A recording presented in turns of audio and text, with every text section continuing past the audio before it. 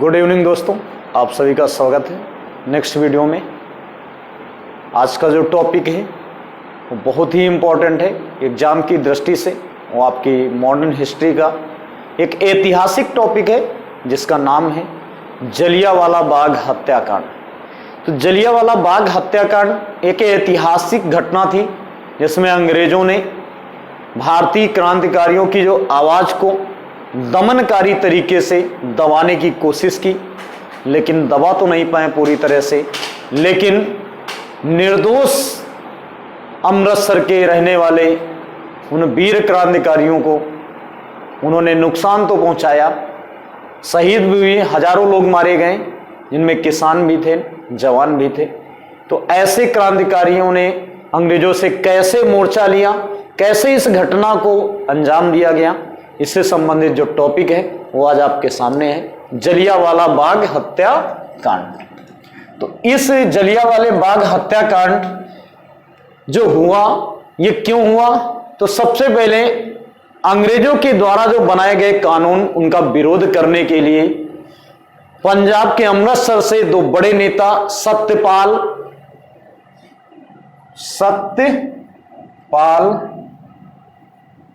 और डॉक्टर सैफुद्दीन कुचलू, इनका भी नाम था डॉक्टर सत्यपाल और सैफुद्दीन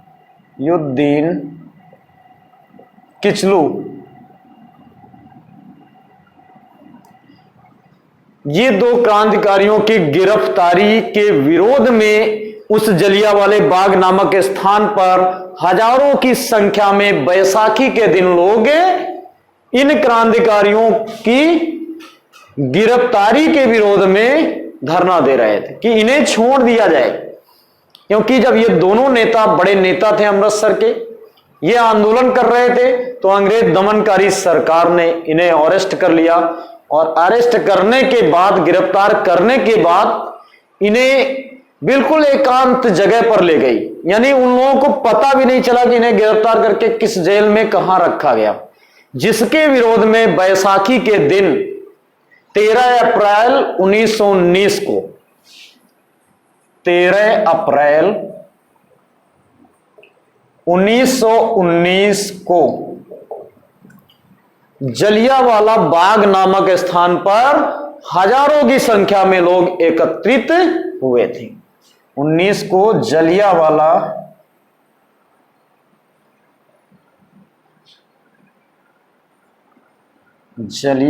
बाग नामक स्थान पर, ये जलियांवाला बाग नामक स्थान कहां पे है? तो ये जलियांवाला बाग नामक स्थान है अमृतसर में। तो अमृतसर में आप स्वर्ण मंदिर जानते हैं, जो एक गुरुद्वारा है। गुरु अर्जुन देव उसके संस्थापक हैं स्वर्ण मंदिर के वास्तुकार मियां मीर थे। तो उस स्वर्ण मंदिर से मात्र 1.5 से 2 किलोमीटर की रेंज में ये जलियांवाला बाग नामक स्थान है। तो यहां पे सभी बैसाखी के दिन अपने नेताओं को आजाद कराने के लिए, डॉक्टर सत्यपाल और सैफुद्दीन किचलू को आजाद कराने के लिए, एक धारणा देने के लिए जलियांवाला बाग नामक स्थान पर हजारों की संख्या में भीड़ एकत्रित हुई।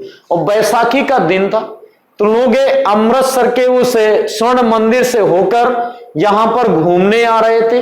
उन्हें क्या मालूम कि ये किस लिए हजारों की भीड़, क्योंकि बैसाखी का दिन था। लोगों ने सोचा कि जैसे हम बैसाखी के दिन स्वर्ण मंदिर से जलियांवाला बाग नामक स्थान घूमने जा रहे हैं, वैसे ये सब लोग भी है।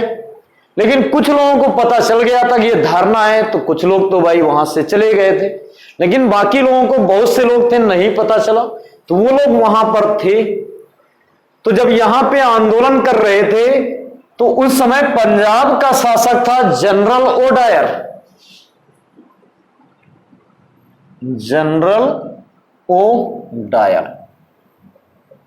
ये पंजाब का शासक था और उस अमृतसर के रेंज का एक जनरल बनाया गया था, उसका नाम था जनरल डायर।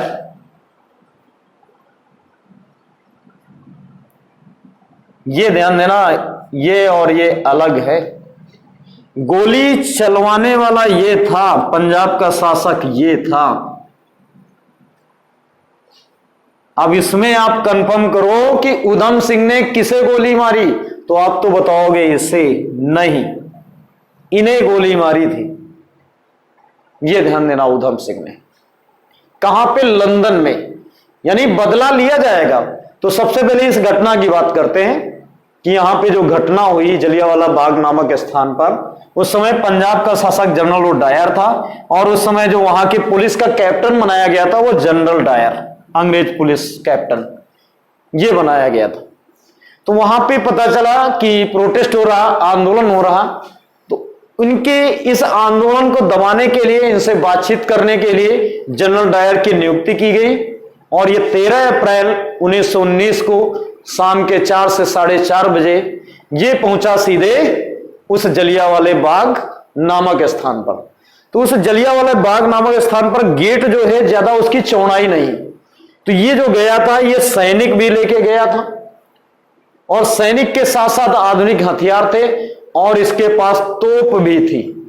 तो तोप जलियांवाला बाग के अंदर ये तैनात करना चाहता था, लेकिन उस गेट से अंदर नहीं जा सकती थी, तो उस गेट पे इसने तोप को तैनात कर दिया, ये भी किया था। इसके बाद इसने अंदर की स्थिति देखी, अंदर अपने सैनिक भेजे, और उसके बाद जनरल डायर ने 4:30 के आसपास ऑर्डर दिया गोली चलाने के लिए। लगभग 1650 राउंड गोलियां चली, हजारों लोग मारे गए। बहुत से लोग तो बचने के लिए उस जलियांवाले बाग नामक स्थान पे एक कुआं था, उसमें कूद गए। अब एक के ऊपर एक कूदेंगे तो उसमें भी बहुत से लोगों की मृत्यु हो गई थी। आज वो कुआं जो है उसके चारों तरफ दीवार उठा दी गई है, ताकि उस कुएं के आसपास लोग ना जाए, इसके लिए। तो इन्होंने बहुत ही गंभीर घटना की। आज तक ब्रिटेन ने इस घटना के लिए, ब्रिटेन ने अपनी संसद में क्षमा नहीं मांगी। कई बार भारतीयों ने कहा, लेकिन नहीं मांगी। तो हजारों लोग मारे गए, लेकिन अंग्रेज सरकार की जो रिपोर्ट आई, उस रिपोर्ट में क्या कहा गया कि ऐसा है 450 लोगों की डेथ हुई।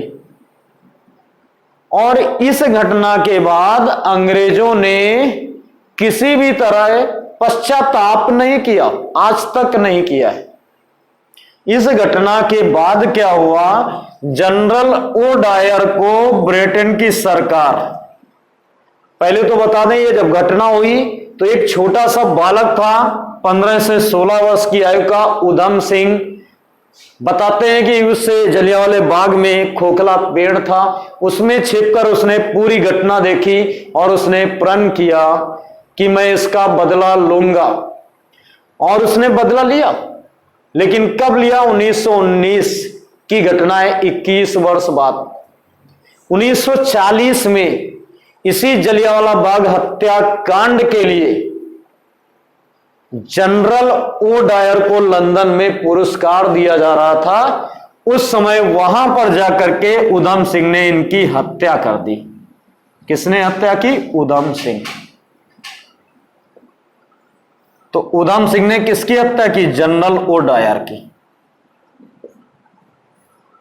हत्या करने के बाद भागे भी नहीं उधम सिंह, ताकि अंग्रेज समझ लें कि अगर ऐसी घटना को अंग्रेज अंजाम देंगे तो भारतीय जो है सामने से वार करेंगे और भागने की हिम्मत नहीं करेंगे। बाद में हालांकि उधम सिंह को फांसी भी दी गई। अब उधम सिंह की स्थिति इतनी अच्छी नहीं थी कि इतने बड़े अधिकारी को मार सके, ये भी है, क्योंकि उधम सिंह जो है वो अनाथ बच्चे थे। अनाथालय में हाई स्कूल तक की शिक्षा प्राप्त की। उसके बाद उन्होंने फर्नीचर के काम किया। फर्नीचर के काम में मन नहीं लगा तो उन्होंने साइकिल का पंचर बनाने का काम किया। फिर धीरे धीरे और बहुत छोटे छोटे काम किए, पैसे इकट्ठा किया, और पैसे इकट्ठे करके इस 21 साल में 1940 में घटना को अंजाम देना था, और ब्रिटेन पहुंच गए थे वो 1935 में। 5 साल उनको इंतजार करना पड़ा। और कई बार दिखा जनरल ओ डायर चाहते तो गोली मार देते, लेकिन उधम सिंह का प्रण था कि गोली तभी मारेंगे जिस तरह हमारे से लोग, बहुत सारे लोग इकट्ठे हुए थे और आपने सबके सामने गोली चलाई, तो आपके भी सभी लोग इकट्ठे हों, अंग्रेज देखे कि कातिल को कैसे गोली मारी जाती। तो जब पुरस्कार के लिए सेरेमनी हो रही थी, आयोजन हो रहा था, हजारों लोग थे, वहां पर उधम सिंह ने एक कापी में पिस्टल रख करके मंच पर चढ़े और निकाल करके जब उन्हें पुरस्कार दिया जाना था, उनके 3 गोलियां दाग दी जनरल ओ डायर को। तो जलियांवाले बाग हत्याकांड का बदला पंजाब के शासक जनरल ओ डायर को मारकर उधम सिंह ने लिया था। यह बहुत ही इंपॉर्टेंट पॉइंट है, इस पे ध्यान देना। अब यह घटना हो गई, उसके बाद 1919 में एक रोलेट एक्ट आया था, यह भी ध्यान देना। 1919 में रोलेट एक्ट,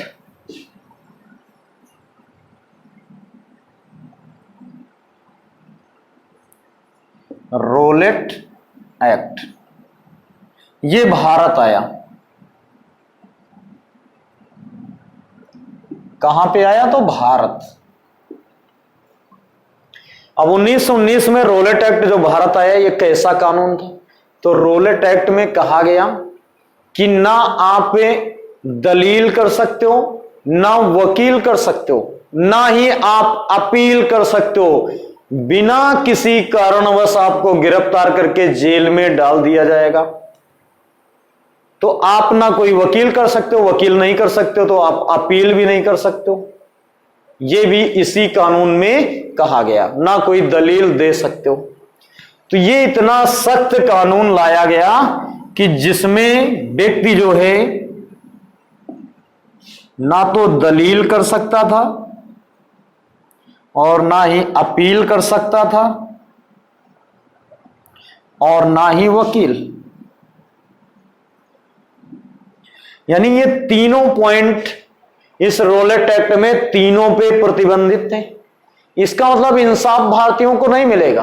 भारतीय क्रांतिकारी अंग्रेजों से मांग करेंगे अपनी मांगों को लेकर, तो उन्हें क्या मिलेगा? जेल में ठूंस देंगे, इतना ही था। तो इस रोलेट एक्ट को जब ये स्थिति आई तो गांधी जी ने इस रोलेट एक्ट को क्या कहा? काला कानून।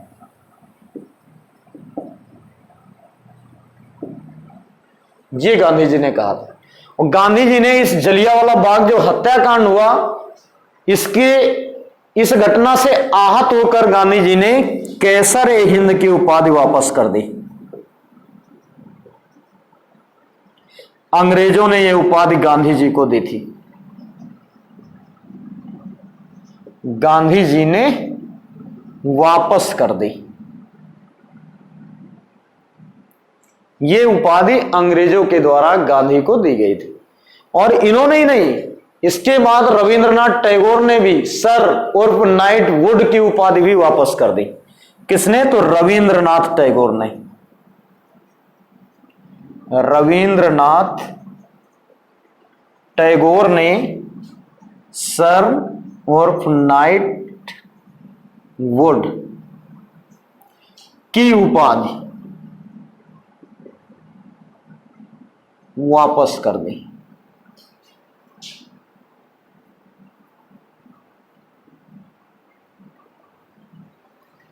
यानी गांधी जी ने जलियांवाला बाग हत्याकांड, इस घटना से आहत होकर केसर ए हिंद जो अंग्रेजों ने उपाधि दी थी उसे वापस कर दी।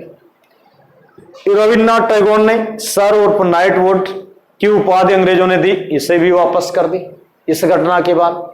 और रविन्द्रनाथ टैगोर तो सामान्य नागरिक थे नहीं, आपको तो कंफर्म होगा कि 1913 में इन्हें नोबेल पुरस्कार साहित्य के क्षेत्र में दिया गया गीतांजलि पुस्तक के लिए, और प्रथम भारतीय व्यक्ति हैं जिन्हें सर्वप्रथम नोबेल प्राइज दिया गया।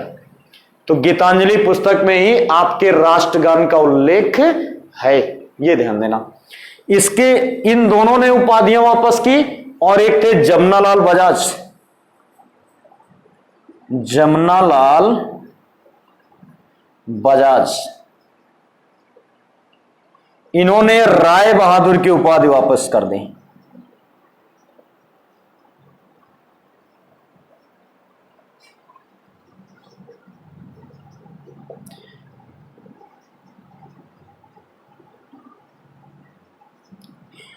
तो जमनालाल बजाज ने कौन सी उपाधि वापस की?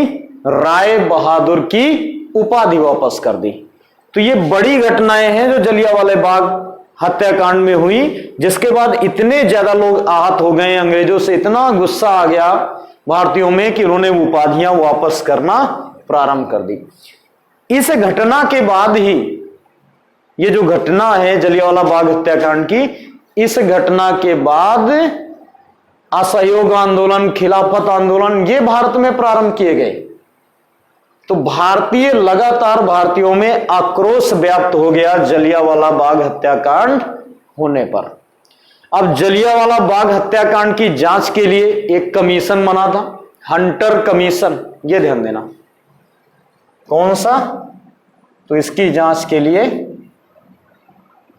हंटर कमीशन, इसका गठन किया गया था ताकि जलियांवाला बाग हत्याकांड की जांच करे। तो इसने जांच करके रिपोर्ट में क्या बताया कि रिपोर्ट में बताया 450 लोगों की मृत्यु हुई, जबकि हमने बताया है कि जो भारतीयों की जो रिपोर्ट थी, भारतीय राष्ट्रीय कांग्रेस ने जो तैयार की थी, उस जांच में पता चला कि हजारों लोगों की मृत्यु हुई। क्योंकि कितने राउंड गोलियां चली थी? तो 1650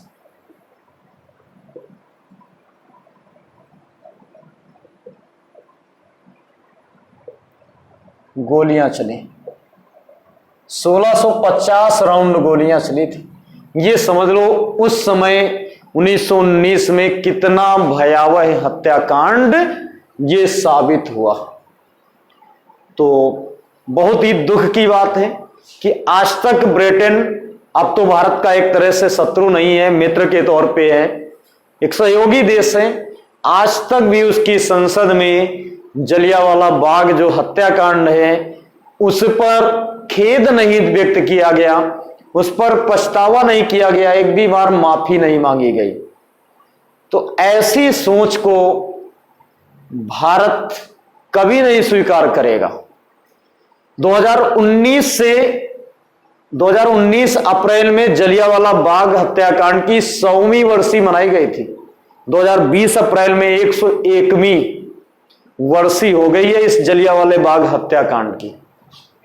लेकिन आज तक अंग्रेजों ने खेद व्यक्त ही नहीं किया, क्योंकि ये इतना ज्यादा विभत्स हत्याकांड था कि दुनिया ने इस हत्याकांड को आतंकवादी हत्याकांड भी बताते हैं दुनिया के कई विद्वान, कि जहां पे निहत्थे लोगों पर गोलियां चलाई गई, यानी उन लोगों ने आप पे कोई प्रहार भी नहीं किया, किसी प्रकार की हिंसा भी नहीं की, हिंसा से दूरी बनाए रखा, शांतिपूर्ण ढंग से सभा करके वो लोग जो हैं बस अपने नेताओं डॉक्टर सत्यपाल और डॉक्टर सैफुद्दीन किचलू इनकी रिहाई की मांग कर रहे थे।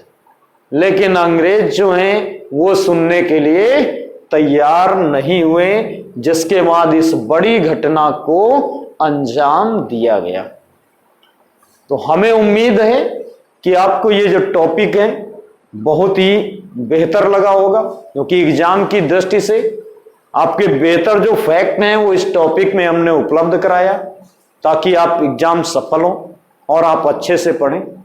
और आपसे बस एक ही उम्मीद है कि आप चैनल को लाइक, सब्सक्राइब और शेयर जरूर करें, क्योंकि हम आपकी सेवा में तत्पर रहें तो आपका जो कार्य बनता है वो करें और अच्छे से आप पढ़ाई करें और नोट्स भी बना सकते हैं। तो थैंक यू क्लास। जय हिंद, जय भारत।